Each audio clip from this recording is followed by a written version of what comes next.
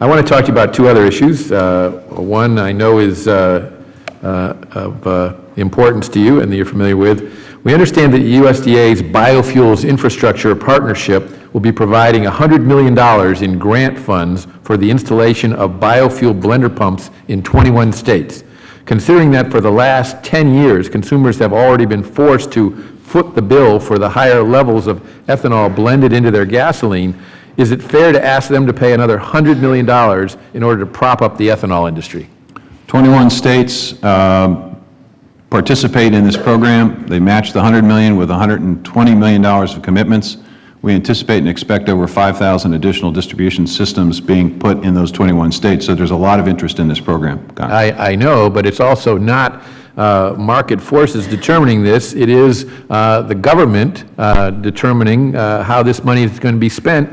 I just mentioned that the ethanol industry already benefits from a unique mandate which essentially forces the American people to buy their product. Therefore, I fail to see any reason to actually increase the amount of support this industry is given. Well, 450,000 jobs that are directly or indirectly affected by this industry, the fact that gas is less expensive because of it, the fact that we have better... I'm not, Mr. Secretary, I would challenge whether gas is less expensive because of it. Gas is less expensive right now because of international production of gas. That's also part of it, Congressman, but you can't deny the fact that study after study shows that this industry has indeed, over time, reduced the cost of gas to consumers. Actually, no, I don't agree with that because University of California, Davis did a study. Mr. Chairman, the time is mine. Let me just say in response to that, Mr. Secretary, that the fact of the matter is that there have been a number of occasions in the past few years when, because of the demand imposed by these ethanol mandates on corn production,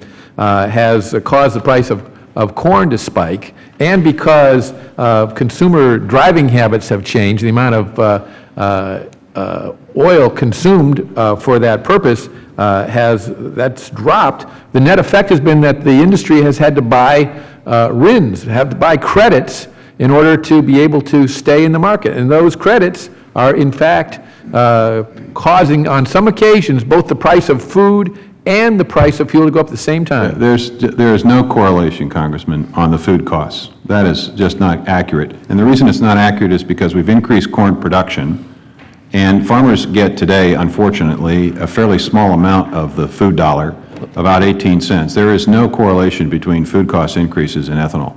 I strongly disagree, but